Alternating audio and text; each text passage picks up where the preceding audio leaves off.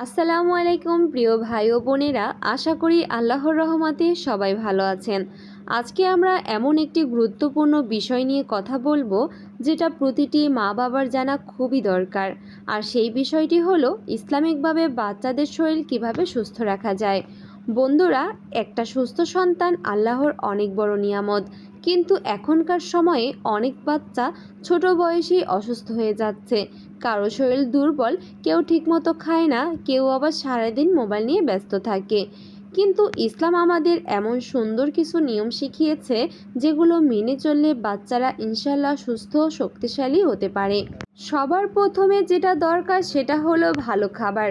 বাচ্চাদের সবসময় হালাল ও পুষ্টিকর খাবার খাওয়াতে হবে, যেমন দুধ, ডিম, মাছ, ফলমূল, শাকসবজি, খেজুর এবং মধু।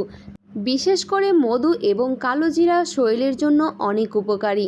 হাদিসেও কালো জিরার কথা বলা হয়েছে। আর একটা বিষয় খেয়াল রাখতে হবে, বাচ্চাদের বেশি বেশি বাহিরের খাবার দেওয়া যাবে না, যেমন চিপস, কোমল পানীয় আর অতিরিক্ত ফাস্টফুড। এতে ধীরে ধীরে শরীর দুর্বল করে দেয়। বন্ধুরা, একটা শিশুর জন্য ঠিকমতো ঘুমও অনেক জরুরি। অনেক বাচ্চা রাত জেগে মোবাইল দেখে বা গেম খেলে, এতে তাদের শরীর ও মস্তিষ্কের ক্ষতি হয়। তাই বাচ্চাদের তাড়াতাড়ি ঘুমানোর অভ্যাস করাতে হবে। ঘুমানোর আগে ছোট ছোট দোয়া শেখাতে পারেন, যেমন বিসমিল্লাহ বলা, 3 কুল পড়া অথবা আয়াতুল কুরসি শোনানো। ইসলামে পরিষ্কার পরিচ্ছন্নতাকে অনেক গুরুত্ব দেওয়া হয়েছে, তাই ছোটবেলা থেকেই বাচ্চাদের পরিষ্কার থাকার অভ্যাস শেখাতে হবে।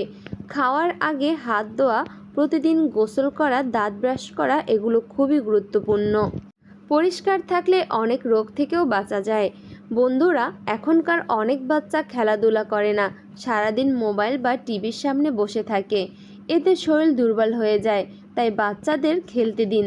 দৌড়ানো, সাইকেল চালানো, ফুটবল খেলা এসব শরীরকে শক্তিশালী করে। আরেকটা গুরুত্বপূর্ণ বিষয় হলো সুন্দর পরিবেশ। যে ঘরে সবসময় ঝগড়া হয় সেই ঘরের বাচ্চারা মানসিকভাবে দুর্বল হয়ে যায়। তাই সন্তানদের সামনে সুন্দরভাবে কথা বলুন, তাদের ভালোবাসুন, রাগারাগি না করে আদর দিয়ে বুঝান। প্রিয় ভাই ও বোনেরা, বাচ্চাদের জন্য সবসময় দোয়া করবেন, কারণ মা বাবার দোয়া সন্তানের জীবনে অনেক বড় প্রভাব ফেলে। তাদের ছোট ছোট ইসলামিক দোয়া শেখান, প্রতিদিন কোরআন তেলাওয়াত শোনান, ইনশাল্লাহ এতে তাদের মন শান্ত থাকবে।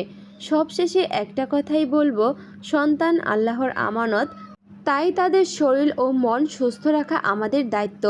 আল্লাহ যেন আমাদের সকল সন্তানকে সুস্থ, নেককার এবং ভালো মানুষ হিসেবে কবুল করে। আমিন। ভিডিওটি ভালো লাগলে অবশ্যই লাইক, শেয়ার এবং সাবস্ক্রাইব করবেন। ধন্যবাদ সবাইকে। আল্লাহ হাফেজ।